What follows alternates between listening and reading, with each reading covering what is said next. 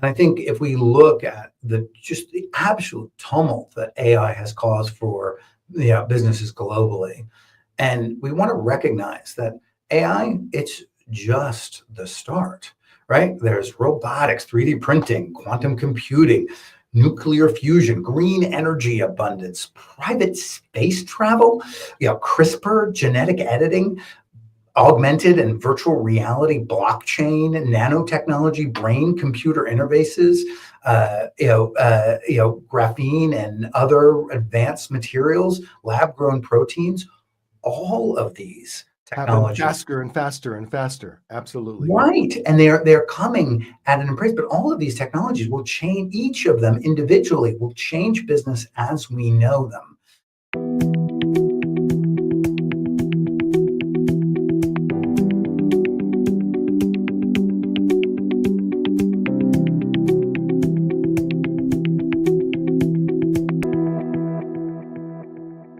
I would like to welcome to the podcast Mr. Peter Laughter.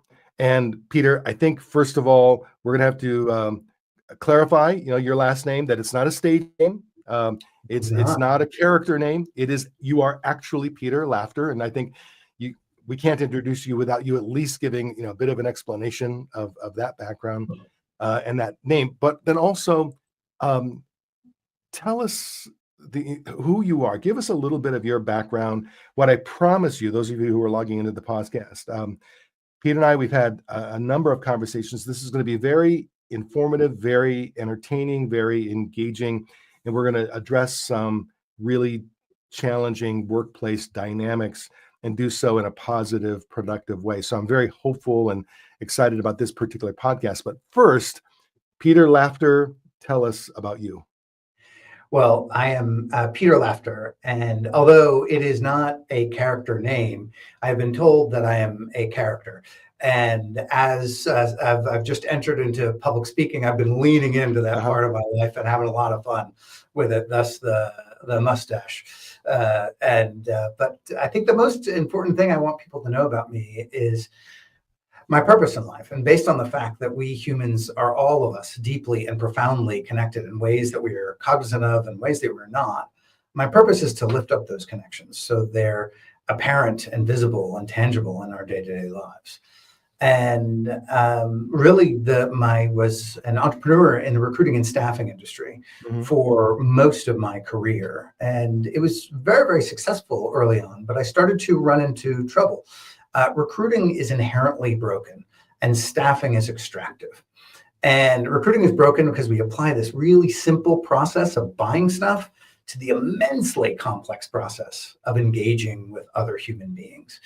And my daughter, who's now 22, when she was entering high school, shared a belief that she didn't think that the future that she was so arduously preparing for would exist by the time she got there. And I didn't disagree with her, but it set off a series of events in motion where I could no longer continue working toward maintaining a lifestyle or without dedicating the vast majority of my life to making a difference in the world. And really what I saw, based on some experience I had as an entrepreneur, I saw that our command and control style of leadership had come to the end of its life cycle.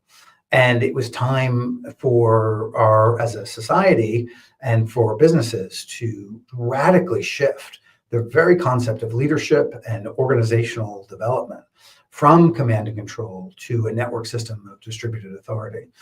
And in 2020, I sold my last staffing firm, not a big exit, but enough to give me the ability to say that I sold it. And I went off trying to figure it out. And after a lot of experiments, I really stepped into public speaking. And I speak on something that I call abundant leadership and how it is that leaders and organizations can transition from command and control to abundant leadership. Man, when you talk about that entire intro, there are so many things that trigger me. First of all, and we don't have to go down this rabbit hole yet, but the whole arena of recruiting, because I wrote a book, Workplace Poker, many years ago, and it was a modest bestseller, but it opened up a lot of doors. And a lot of people reach out to me even to this day with questions and asks for guidance or advice, or sometimes just to share their lamentations of what's frustrating them in the workplace. And recruiting is a common theme of frustration. Recruiting, recruiting is generally related to or part of the human resources function within a business. And yet, whether it's intentional or not, so many people feel like recruiting is inhuman. Recruiting, it's impossible for. I'm speaking metaphorically of the people that have reached out to me. It seems impossible for me to communicate my uniqueness as a human, my uniqueness in terms of capabilities for this particular role, because to do that is going to require recruiting's time, and recruiting doesn't have the time. They have 0.3 seconds per resume, flip. And I don't like, there's definitely, you say recruiting is broken. Absolutely. And I'm sure at some point we can have that conversation, but let's move, I think, first toward the concept of distributed leadership versus top-down leadership, because that's equally controversial. There are a lot of leaders today who count on top-down leadership. That's their comfort zone. And maybe tell us first a little more about what you really mean by that terminology. So my inherent belief is that we view leadership as a scarce commodity, as we do creativity and lots of things. But I believe wholeheartedly, but both creativity and leadership are effervescent. They are present in everyone, not in the same way. But I think this comes from my experience with an organization called Conscious Capitalism. And Conscious Capitalism was a movement that I was part of. I founded the New York chapter in the early 2010s. And Conscious Capitalism is based on 4 principles. One, purpose-led organizations that exist for a higher purpose other than profit being essential, like oxygen, but we humans do not consume greater quantities of oxygen throughout our life to achieve satisfaction. And the same thing with profit. And they have cultures that are by design and designed to foster that purpose. And their leadership views themselves not as people who are looking to move the stock price or a particular metric, but rather stewards of that culture, of that purpose. And most revolutionary conscious companies focus on a multi-stakeholder model, recognizing that when you hold up any one stakeholder, like investors, you do so at the expense of everybody else. And so, strangely enough, companies, before the term conscious capitalism was coined, companies that followed those 4 principles were ridiculously more profitable than other companies, outpacing over the S&P 500 by 1,600%. And I think that multi-stakeholder model played a huge impact on my life. And I realized, oh wait, when you optimize for one metric, you are able to gain the system. We all see this. This happens across companies everywhere. But when you take a more holistic approach, more things happen. So Costco is more profitable than Walmart because they take good care of their employees, and their employees do great work and provide awesome customer service without being told to do so. And you know what? They don't steal crap, like Walmart customers do, because they care about the company that takes care of them. They create great experiences. So Costco has to spend so much less on advertising and marketing. There's all this flywheel effects. Their vendors are partnering with them in really powerful ways to identify ways to increase sales. They have all of these efficiencies that come from taking care of people that that companies that really are lifting up stakeholders don't have. And I think there is a history of innovations that have come from the bottom that have been ignored. The very structure of our command and control nature, which was a system that was created thousands of years ago to ensure that illiterate peasants didn't plant the wrong crops and starve the entire community. We needed a high level of control. The sovereigns were the only people who had access to information. We all have this magical device in our pockets that connects us to the entire compendium of human knowledge. Yeah, we don't need that level of control, but yet our systems haven't adapted. And so the concept of distributed leadership is very, very simple at first glance. It is pushing power and authority and decision making to the furthest reaches of the organization, focusing on where companies interact with, where people within companies interact with customers.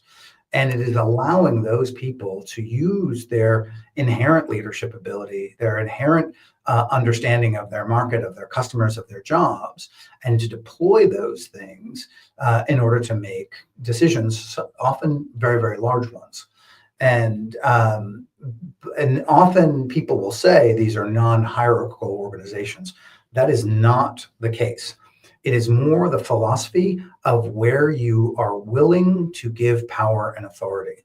So General Stanley McChrystal, with his concept of team of teams, created connections between silos and the ability for people at every level to make decisions appropriate with where they were, utilizing the information that they had from those connections, and created something unheard of within a hierarchy. And then there are organizations like Buurtzorg, the home health aid organization in the Netherlands, which 12 years after it was founded had an 80% market share in a very, very regulated market. And all of their other numbers, they reduced the time patients had under care by 50%, the cost their patients had by 40%. Their overhead was a mere 7% compared to an industry average of 30%. Their results were fantastic. It wasn't about control. It was actually about empowering really, really smart people who cared about their customers to make decisions that were appropriate, and doing so within a framework that allowed them to understand where the boundaries of what they could and could not do. So conscious capitalism is the first of the four principles, if I understand it right. Conscious capitalism was for me, it was what opened my eyes to the possibility of distributed leadership. That concept of the multi-stakeholder model, that companies like Costco were successful, not because they didn't care about their investors, but they just didn't put their investors' needs above their employee needs. Which is somewhat controversial, because what's more common, I'm familiar with the term a hierarchy of loyalties. And most CEOs, if you really look at where they put their loyalties, they start with their senior leadership team, like the people directly around them.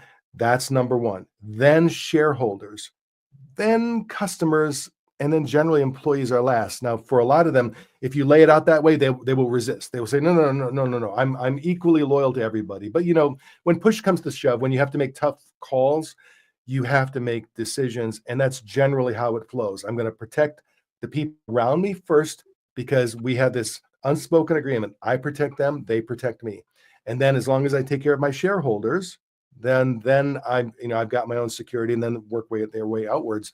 But what you're describing is, I'm going to say radical to some people, yet it makes perfect sense, because if you take care of your employees first, and then your customers, and then your shareholders, and then your senior leadership team last, if you have that hierarchy of loyalties, ultimately everyone's taken care of, because you've got your head around what you need to do in order to have a sustainable profit engine. But I'm sure not everyone that you talk to about distributed leadership just embraces it with open arms. Oh, I think it is.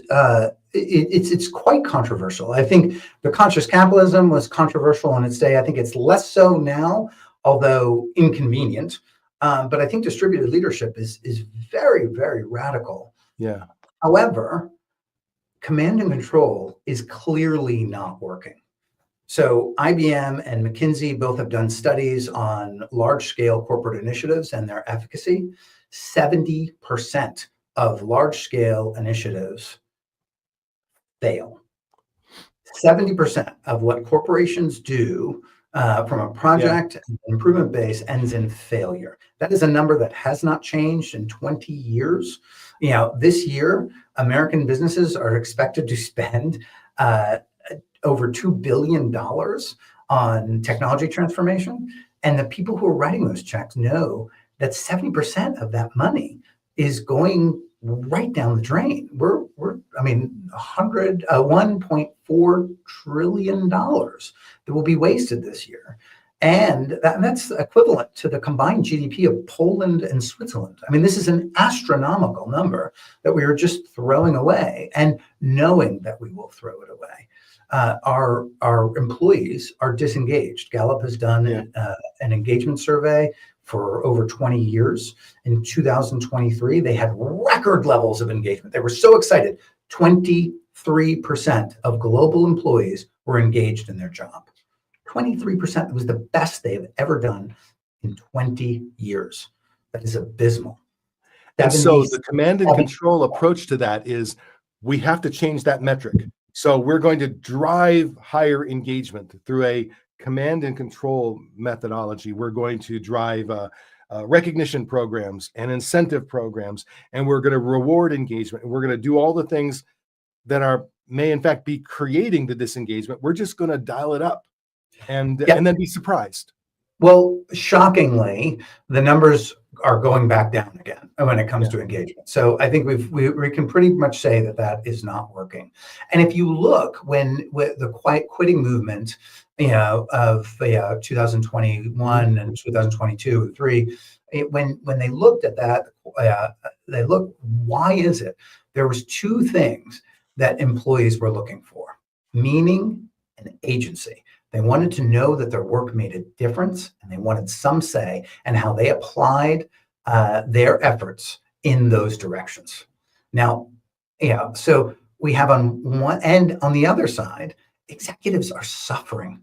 They are suffering. The stress levels are off the roof. Over 60% of executives report being burnt out, with I think 13% reporting that number being extreme. These are the people who are making decisions that affect hundreds and thousands of people's employments are in this level. Only 20, I believe Gallup, it was a small number, I don't know, but the percentage, it's less than a third of executives actually believe their organizations can do what they promise. So this is not working. And I think the evidence has been clear. In The Sun Also Rises, the main character that Hemingway wrote about was asked the question, how do you go bankrupt? And he said, 2 ways: gradually, then suddenly. I think we've been going bankrupt gradually. And I think with the technological shift that is coming, it is about to get sudden. So I think there's actually urgency on making a shift. Now, making the shift, I'm sure is, given your experience in this area, I'm sure it's more complex than simply changing the leader's mindset. It probably starts with that, but you can't just take a team of people or an organization that's used to command and control and then suddenly say, look, you know what? It's not about me anymore. It's about you. So what do you think we should do? And putting it all on their shoulders. If they haven't been prepared, if they haven't been upskilled, if they haven't had their, if they're not ready, then it just becomes another version of a disaster, I would imagine. Well, I want to stress that the mental shift from command and control to abundant leader is exceedingly difficult. And if I can give example from my own. So I was on a board of a Quaker school in the early 2000s, and we were dealing with a very, very difficult shift. We were looking to separate incorporate from the religious body that owned us in name only. And it was a very contentious issue. The trustees of the religious organization and the trustees of the school knew that it was necessary, but the body of Quakers were the decision makers, and they were vehemently opposed to it and would just act very badly in our group meetings, yelling and screaming. And I realized, some of these, a lot of the people who were throwing these emotional Molotov cocktails, I grew up with their children. And so I offered to join the group working with this. And to help, I would manipulate them. I would politic. I would play their interest off each other. And the woman leading it thanked me and welcomed me and said, no, we're not going to do any of that. We're going to listen to what they have to say. And we're going to listen not to convince, but to understand. And actually, we're going to listen to look for the brilliance behind what they're saying. And the first thing that they talked about was a complete anathema to us. We thought it was crazy. But when we really listened, we saw that there was value in it. And so we accepted this demand because we could see the greater truth, not because it was so clear, but because we were actively looking. And in doing so, we created trust. And I discovered that in many of the issues where we were conflicting, by listening and understanding, we could find a third way that was often better, superior, more effective, that brought people in. And I walked out of that meeting where we approved our articles of separation thinking, my goodness, surely we can save the world of its ills. And then not long within my company, I had an intractable problem that I was panicked about. It was causing real issues in our ability to attract good candidates. And I had a stupid idea to solve it. And I was wrong, but I couldn't see it. And I had an employee, Becky, bless her heart, she saved my life, got in my face. And she said, Peter, what you were suggesting is a violation of our core values. And I was hopeless to argue with that. So I agreed to her solution. But even though I believed that it wouldn't work, and I had to use my solution when hers inevitably failed. But it was brilliant and simple and easily implementable. And it made a world of difference for the entire company. And it stopped the problem in its tracks. And I realized my job as a leader, it's not to have the answers. It's not to know what way to go. It's not to figure things out. It's not to tell people what to do. It is to create the environment where people have a culture of collaboration, where they feel comfortable sharing ideas, of trying new things, of working together to sharpen those ideas, to understand things that they cannot see. And that we had the systems that allowed for that decision making, and that we were sure that we were bringing the right people onto the bus who were a match for our culture and shared our values. And then leadership became much easier. I mean, I remember the panic of feeling that people would find me out, for years, I thought I was this abundant leader. But then in 2019, I ran into another big problem, one that was entirely caused by my distrust. I had an India team. There was some cultural differences in the beginning, and I put a bunch of controls to over that, which really hampered their ability to be effective in their job. And it was a very expensive mistake. And I realized all this time I thought that I was this abundant leader, and I didn't even see I was making a regular command and control mistake.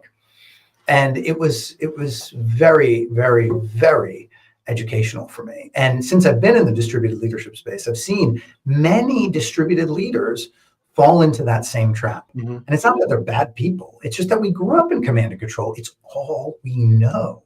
So we have to actually take a radically different approach to learn how to be an abundant leader.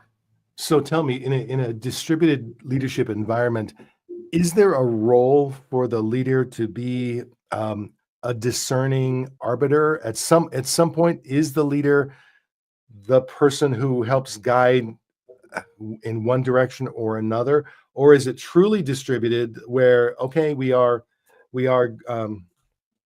a true democracy and we are going to decide as a group, or is it everyone engages, but in the end, sometimes the wise, discerning leader says, "We're okay. So thank you, everybody, and we're indexing in this direction, or we're taking this direction."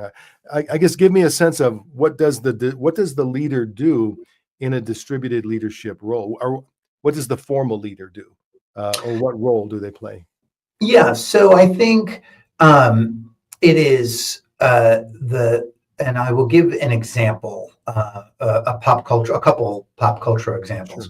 Sure. But I think the short answer is, does a leader exert control in certain situations or not, or do they give control up? The simple answer to that is yes. And the thing about distributed leadership is there is no template. And that, I think, is what people who are curious about it most want to know. What does it look like? What does the org chart look like? Well, the truth of the matter is every company that is very successful doing this has a totally different way of doing it.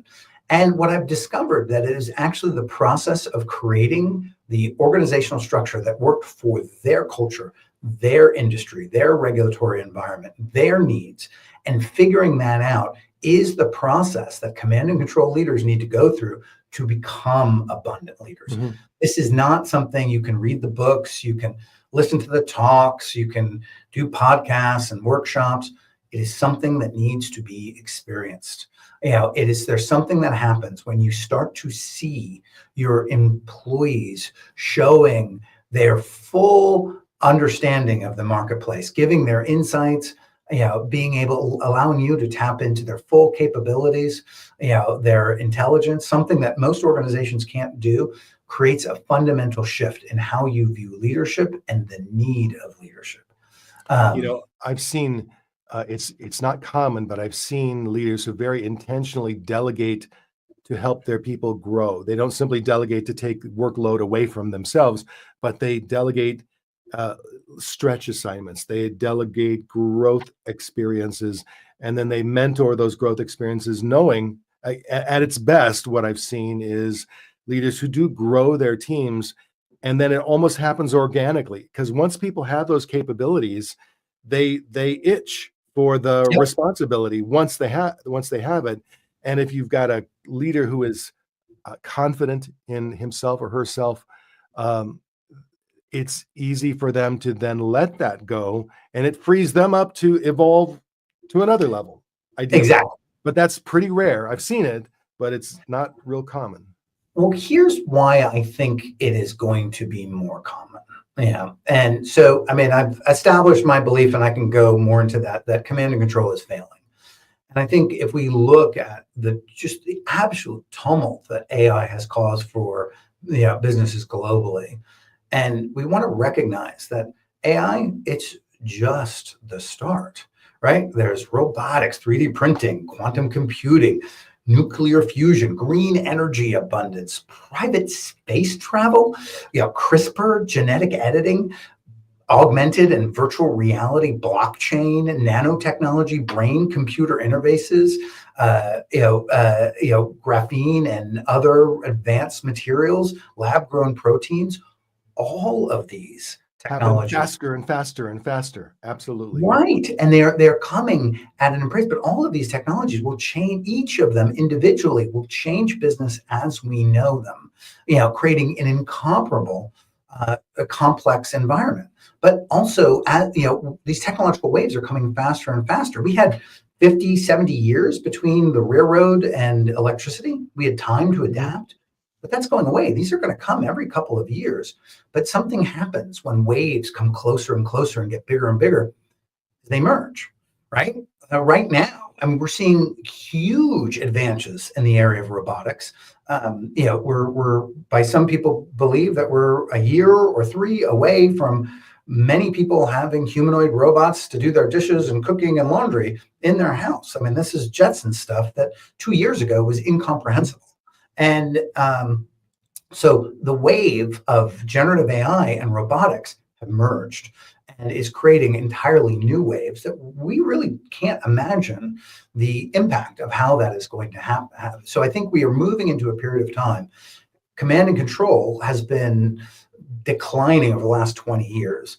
I don't think, if you look at what leaders know, Sidney Yoshida, Iceberg of Ignorance, the Japanese researcher, he saw that senior leaders are only aware of about 4% of the problems an organization faces, where frontline employees, 100%.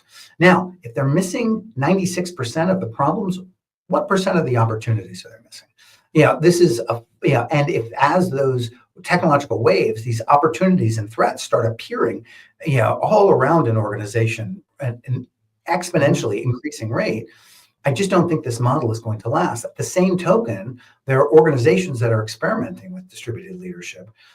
these and distributed leadership companies spend less on overhead. They have higher productivity, higher worker engagement, better customer satisfaction. Birdsong in 12 years since created, knocked out 80% of the market. They're not the only ones who have had those results. And so there are companies that are doing that. And I think it's what I call the Deming effect, right? Yeah. Deming, total quality management. The American companies wouldn't listen. And then he was brought to Japan. The Japanese companies loved what he had to say, and they adopted his methodology. Then in America, he became a genius because of Japan. But it was only because the Japanese were kicking our butts that the American business were like, hey, Deming, please come show us that stuff again. And I think so the Deming effect is when people are able to use market forces to create mass market change. That's happening right now. So I think that those leaders who are reluctant will fade into obsolescence. And those leaders who make the choice have a chance of being successful in this new age. One of the things we're hearing about in the news that I think reflects this distributed versus top-down leadership model is a fair number of senior leaders are demanding that their workers return to the office. And they all, have their ways of making their case that, engagement is down, accountability is down, we're having this issue, that issue, whatever issue. So we're going to bring people back in the office so we create a greater sense of cohesion and et cetera, et cetera.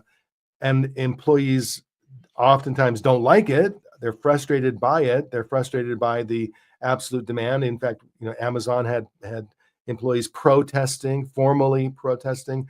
But I think what it really reflects is leaders who have struggled with the command and control. Like when you have a remote workforce, it requires a different kind of leadership. It requires a different kind of connection with your employees, probably a deeper connection, requires a deeper connection with your employees, a deeper sense of accountability from yourself and from those employees. It requires intentionality. And in most cases, what companies did is they just sent everyone home, gave them webcams, whatever, and then we just operate the way we normally operate without any actual development in terms of, okay, how do we operate in this new world? And then when we find out that some employees do struggle with accountability, some employees do struggle with connection with the company or with the work team. Some employees do struggle with a variety of things, and we don't have the tools to help them because we haven't really thought it through. So then the command and control leader goes, all right, it's time. Back in the office, 3 days out of the week. We're going to be moving to 4. Eventually, we'll get back to 5. I even had one leader who just said, eventually, we'll get back to normal, 5 days a week. That's how he had defined it. How would you talk to a leader who was in that command and control mindset, who was insisting that to get back to normal, we need people back in the office 5 days a week or whatever the amount of time might be? Well, I think first and foremost, let's not assume that they're wrong, right? Maybe there is something about that organization where people need to be together. But I think the senior leaders more often than not equate visibility with control, and I think you hit on something that was very, very, very important and overlooked, right? Distributed leadership, often people think that it's chaos, right? Just everybody do what they want. No, highly structured, providing frameworks for decision making, for for team accountability, how teams interact with other teams, how they go about making promises. So they're dependent. Teams that are dependent on them can plan effectively. This takes a lot of work that we did not do at the pandemic. We never, as you mentioned, we never thought about how will we create connection? How, for those people who are struggling, what is it that we need to provide them from form of structure? We've never had those conversations. And if you're really paying attention, the command and control environment, many of them, not all, but many of them actually are very loose in terms of accountability, because the accountability is whatever the person above me wants me to do this week. And if that shifts next week, and then the following week. So employees have learned, all right, just pay attention to what the flavor of the week is, and make sure that you're showing well in terms of the work that you're doing. And then if I actually had a situation where a leader had assigned a particular set of tasks to 3 different groups. And when I talked to him about it, he said, well, I really wasn't sure who I could count on to get this done. So I thought I would assign it to 3 different groups and see what they generate. But it created huge disconnects within the organization, because people were bumping into each other, people were running into each other, people were struggling with, well, is this my job or is this your job? Is this my KPI or your OKR? And it created chaos. And I think I think it's just an interesting dichotomy that command and control actually can be much looser in terms of accountability than a distributed leadership environment, where absolutely everyone needs to know what's my accountability, what do I own, and then what are my interrelationships with other people, because what do they own for me, what do I own for them, and it's all got to be documented and crystal clear. And I think it's true. When I know that my colleague counts on me to get this done by this time in order for him to continue his work, I am much more likely to make sure, come hell or high water, I'm going to get that done on time, as opposed to the flavor of the week type of accountability. I think that is people, it's very difficult for people to be accountable to a faceless CEO who they do not have a relationship with. It's very, very different to ignore your accountability to your colleague who and is depending on, and you are depending on as well. So I think that it is the structure that is necessary. Jazz, right? It looks like a bunch of old dudes jamming, right? But it is the most structured form of one of the most highly structured form of music there is. It is the structure that allows for the improvisation. And I think, and that was where my friend Greg Sattel, who writes about change, really great book called Cascades. He was really drilling me on, like, if distributed leadership is so great, why aren't there more companies like Burzog and Morningstar and Gore and and all the others that I've studied? And he's right. I think, but the reasons for that are, one, it's really hard to do, and two, we think, we don't know. We've never experienced anything like that, so we discount how hard it is. We don't think it's hard. There was a movement called Holacracy, which came out of a distributed organization, a small software company, and they figured out, like, oh, our org structure is the right one. And they started selling the org structure to other organizations, very small software firm, selling it to, like, for example, Zappos. It was a complete failure. Zappos got rid of it, which I love, because it was interfering with their ability to provide great customer service. Like, Zappos, this is what they're known for. This is what they're famous for. They adopted a system that inhibited their core strength. Beautiful. And but Holacracy was created for a small software company, and it was effective for a small software, but a very large, direct-to-consumer company, totally different marketplace. And if you look at Burzog and Morningstar and Haier and Haier and Gore and Nucor Steel, they're all radical, or the U.S. Army under General Stanley McChrystal. Their org structures look nothing like each other. And it is the creation of what will work for us. What level of autonomy do my people need and will be most effective for them? So to go back to your question, it might be there's a lot that they need and a complete absence of autonomy from the top, or it's going to be somewhere on the spectrum. And each organization is going to be different. And it is in the journey of figuring that out, that's where the magic is. Well, and based on the conversations previously that you and I have had about this, what I definitely came away with is this is, like you say, hard. It requires deeper thinking, deeper planning, deeper relationships with your people, deeper connections with your customers, with your shareholders. It requires a better, deeper, more leadership, not less. It's not actually taking the easy path. It's taking the hard path, which makes it tough, because and then trying to take the easy path toward this hard by saying, well, it's working for you. We'll just take your template. We'll apply your template to our business without really discerning what will work. Again, it's just it's a formula for disaster. So when you have a lot of these conversations, some with people who are real, actively engaged and wanting to explore, others, I imagine, less, immediately ready. What are some of the, I guess, biggest roadblocks or mental challenges leaders have when they start contemplating the idea of distributed leadership? Wow, it's well, I think everyone's coming at it at a different level, and so I think if we look at how businesses run these days, this quarterly reporting cycle has hurt us so much that we really are people tend to look for instant results, and also leaders don't want to invest in a project where they don't have clarity on what the results feel like. And I think those two factors are real impediments to this type of thinking. Because I think the first thing that leaders need to do is they actually need to experience working as a distributed leader and seeing what opens up as of that. And I think because command and control, I mean, we think that it's structured, that it is safe, that it provides difficulty.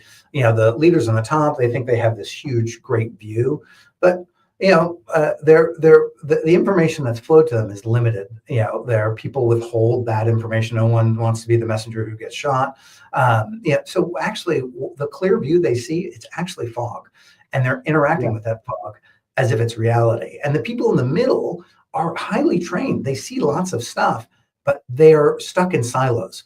So what they see, they only understand in terms of the silos that they are in. And those at the bottom, they know that no one's listening to them, right? So they might see things, but they're not going to say anything because why bother?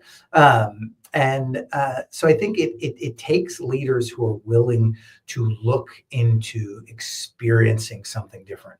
So individual leaders, I use a framework that I call 3D leadership transformation, and it really starts with discovering.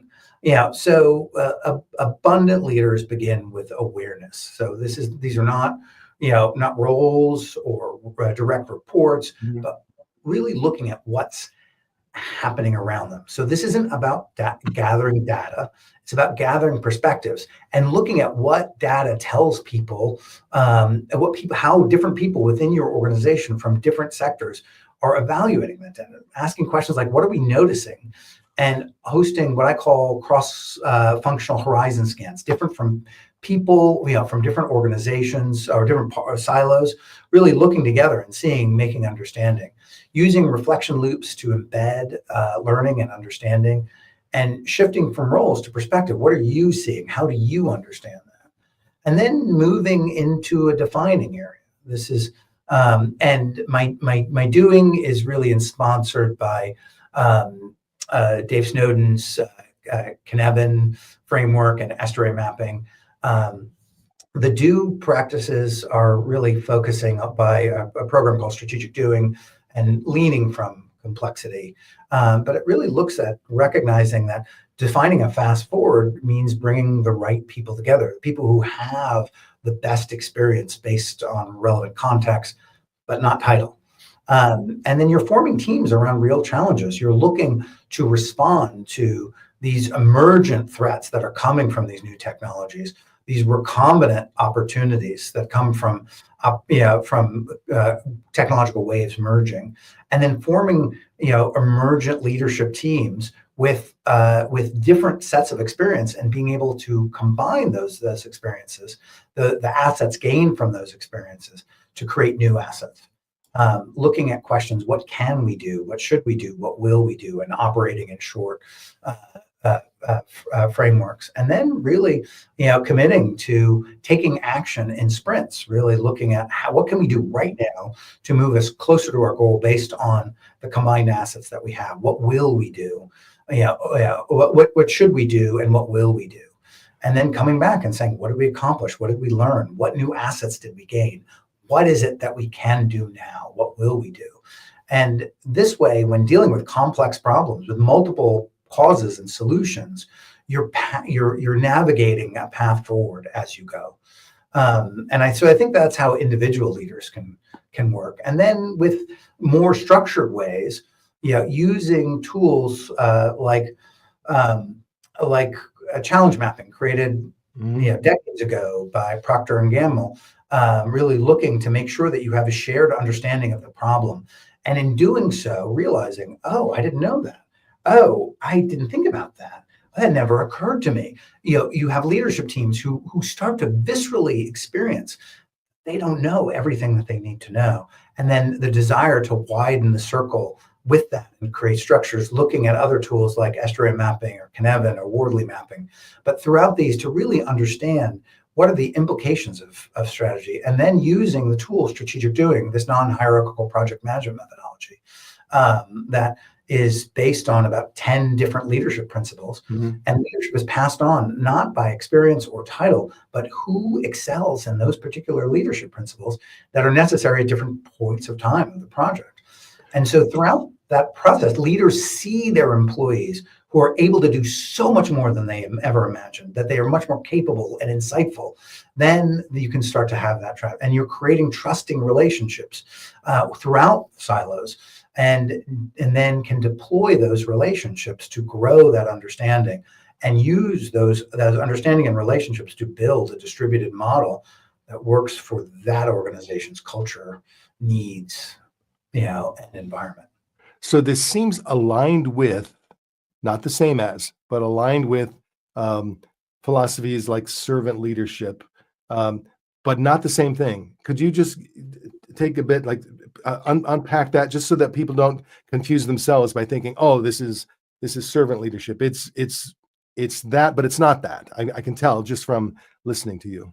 Well, I think I think it's very connected with servant leadership. Yeah, and I think a distributed leader doesn't think in what it is that people need to do, but rather how do I help them make decisions, and creating frameworks for that. How do I make sure that the right people are on the team or the right teams? How do I make sure that we have the structures that people who believe what we believe are coming into our organization, who share that same sense of purpose and drive.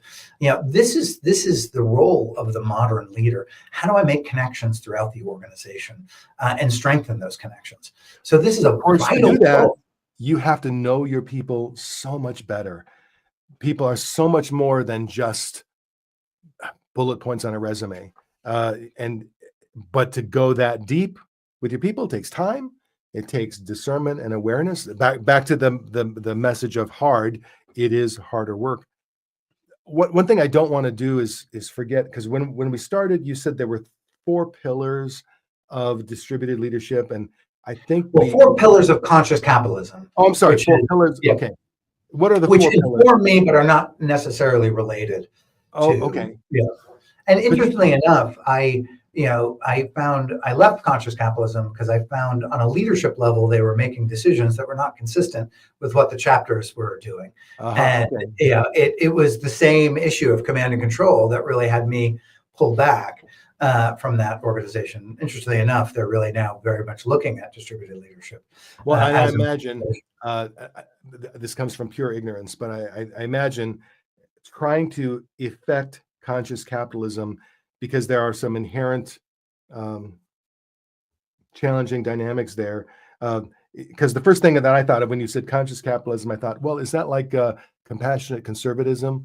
And I know it's not the same thing, but trying to combine 2 different worldviews, into a third or a whole that's unique and better. Sometimes it's easy theoretically and hard in the real world when you're trying to actually execute that sort of thing. Of all the experiences you've had with distributed leadership, what would be the one biggest, clearest success where you would say, oh, absolutely, they made the transition and it's producing undeniable, tangible results that we can assign to that transition toward distributed leadership? Yeah, The Chinese manufacturer Haier is one that I think is just it's a success story that I love. So most of the distributed leadership organizations I follow started off that way. So they had lots of time to practice, but not a lot of them that I've seen has made the transition. And Haier, they had a huge middle management staff. And they were just getting killed. Whirlpool had double their profitability. They weren't innovating. They couldn't. And their CEO realized what he needed to do is he needed to make entrepreneurs throughout the organization. And so they created a process with that in mind, that how is it that employees can generate ideas and bring those ideas forward and benefit from those ideas. And so they restructured the organization to promote entrepreneurship. So rather than divisions, they had micro enterprise, with their own P&L. So their HR sourcing, their recruiting department operates as its own P&L, and it charges the companies that it approaches with that money. Those companies don't have to use them; they can use others. They're creating this market dynamic within the company, that they're using. Their employees, when they have ideas, have a clear path to bring those ideas forward. So the story is they have a division that makes computers. There was an employee who was like, why aren't we making gaming laptops? This is incredibly profitable. And there was a defined process for that employee to take that road. He did, it involves writing a business plan, getting buy-in of that business plan, going out and actually getting investment, from outside the organization, which will then be matched within the organization. They have all of this process that allows for that. Well, Haier has now blown Whirlpool's profitability out of the water. They've grown dramatically. They've purchased GE appliances, probably one of our most iconic brands. Yeah, they've been incredibly successful. And I love that model because I think it has the idea of distributed leadership has this kind of kumbaya attitude. No. These companies are significantly more profitable. Yeah. They are more responsive. They are more effective. And it is, let's remember, command and control created thousands of years ago because sovereigns were the only ones who had information and they were managing illiterate populations. The rules of the game have changed, but our structures have not. And I think that's even in environments today where you might assume command and control is needed, emergencies, crisis management, military. In fact, when you get under the hood, and I know this from personal experience in the military, I served as a nuclear engineer on board a U.S. Navy submarine. There's this veil of command and control in that, okay, you have uniforms, you have hierarchy, there's definite hierarchy, but in a pinch, everyone knows what needs to be done, what they need to do. Everyone takes on leadership roles as needed. There's a push and pull. There's a very flexible environment because in the heat of the moment, you can't wait for someone somewhere to have the information that they need in order to make the discerning decision. You have it, you have the information, you make the decision, you make the call, and you're accountable for it. That's even true with firefighters. It's true with lots of organizations where you would think it kind of looks command and control, but in fact, they hire very competent people, they upskill them, they train them, they grow them, they evolve them as human beings so that they know in a pinch they can count on those people to make the calls that need to be made. But that's hard. To your original point, that is hard work. And easier at the military because you have a very defined culture. You have a huge process of indoctrination, so people know how what the language means. And I mean, they've had this concept of commander's intent for decades, which is very, very like, hey, I know you told me to do X, but your intention is Y, and I can get to Y faster. Like, so they have this history of doing it. It's actually easier, to create distributed connections within a hierarchical structure.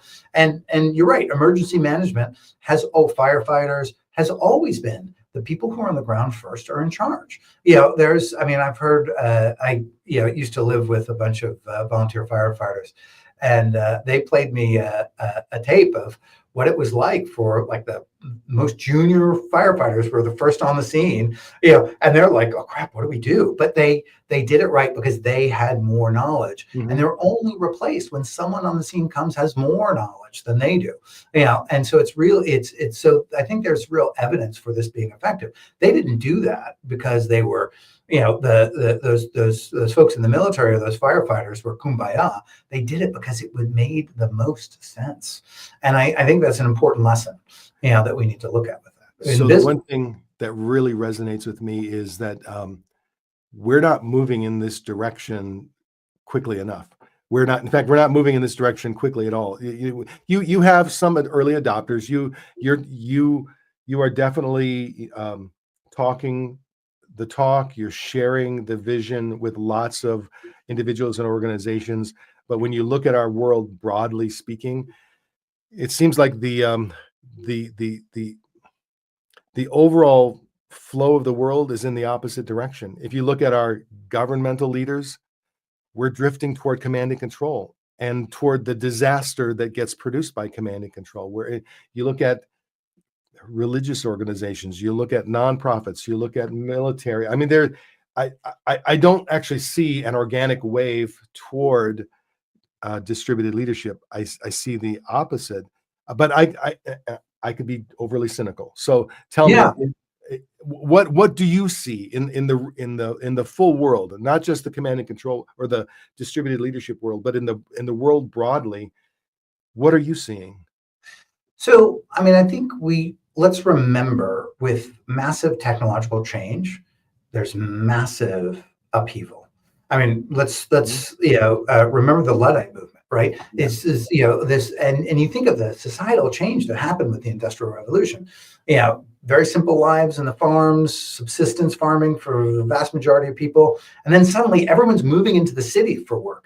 Everything changed. There was huge upheaval and terrorist movements where people would go in and destroy factories, because they thought that it was the change that was bad. The change is the change. It is how we adapt to it. So I think with every massive shift, there is tumult, and during times of chaos, it's natural. You want a strong person to come say, "This is how we're going to do it," and that's a natural understanding. Except things are way too complex for one leader or one small group of leaders to understand what is happening. And so it is the time that is creating the need for change. But I also think that is, if we look at the convergence of the different technologies that are coming to bear and what is the obvious response to that, I think it will force a lot of this change. And if I can, the example of the social networking app Blue Sky, which I think is conceptually is a sleeping giant.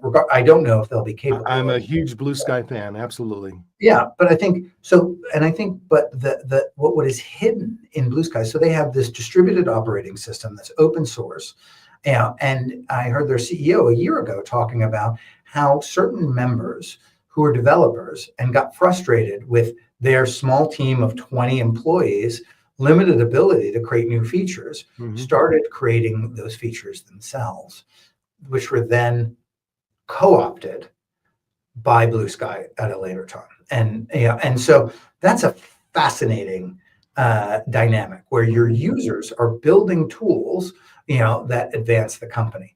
Now, with the exponentially increasing efficacy of generative AI, we are seeing this vibe coding movement where people are able to use, people who don't know how to code, generative AI tools to create complex software. And where this has advanced in the last year, where I think it's going to be in a year, people like you and I will be able to, if we have an understanding of the architecture we want to create pretty complex technology. That is going to have a fundamental shift on the role of corporations. So I think the people won't willingly make this change. Why would they? It's great being on the top. You get a bigger office, a better view, people to do the stuff you don't want to do. These are great benefits. People will not give them up.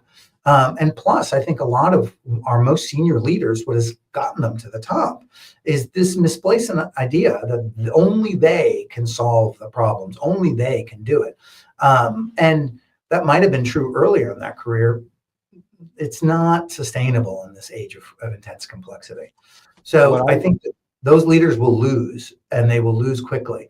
And those who are able to adapt will not. And I think that is where you'll see the trend. And those leaders are panicking. I mean, I've been in rooms where I've seen people are really terrified. I mean, there are companies, so many of our great companies are facing existential threats to their business models, and they don't know how to solve them. I've even seen leaders who decide, okay, we are going to get on board the AI train, and then they take this command and control mentality.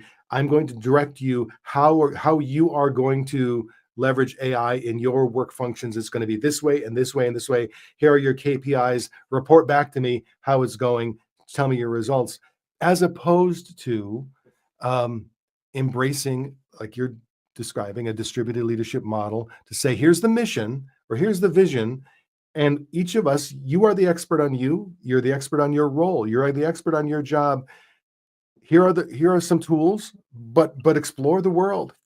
You don't have to limit yourself to the 3 tools that I think make sense. But you helped us to figure it out. But that's a scary way to go for a lot of leaders. Well, I think it's conceptually scary, but the reality is their employees are already using those tools to run their business. They are creating automations, Absolutely, in secret, that when those people go to their next job, all of that value will go with them. So is in fact that, it is more dangerous not to do so. It is the appearance of safety. It is the appearance of control, that they're clinging to. If they were in control, why are 70% of their projects failing? If this is working, why are only 22% of their employees actually fully engaged at work? When they have 19% of their employees are actively disengaged. They're putting sugar in the gas tank on a regular basis. Our current state of existence is one of extreme danger and peril. Yet it has the impression of stability. This pyramid that we are trapped in, it seems safe. I mean, what I love is, I was in staffing, placing people on a consulting basis, and people would yearn for a permanent job. What is a permanent job? Like, does that exist? Like, no, it is, but it is the illusion of security that people are clinging to. And I think the blankets are about to be ripped off when it comes to that illusion. If they're not already ripped off. So, Peter, every time you and I have a conversation about distributed leadership, I end thinking there's so much more to unpack here. And so I do want to be respectful of your time. So that's what I wake up with, incidentally. So much, let's, just so that I don't forget, there are going to be people listening to this who want more. You do this, you do distributed leadership consulting all the time. So how can people get a hold of you? I'll make sure we include in the show notes your email address and LinkedIn profile. But what's the best way if someone wants more of Peter Laughter? What's the best way for them to get more of you? My LinkedIn is great, and my website is peterlaughter.com. So okay. It's pretty easy to find. Perfect. Secondly, what I would like to do, because there's a lot to this, and I would like to, if you're okay with it, give me a week to kind of internalize, and then you and I can brainstorm on a second podcast just to peel the layers away more deeply, because there's definitely more depth here, and to get to the hard stuff and help guide people toward that. I think, if that works for you, I know that would work for a lot of people listening to this. I've had a blast, and I would always welcome another opportunity to chat with you. Okay. This has been huge. Really appreciate it, Peter. We'll be in touch. Thanks.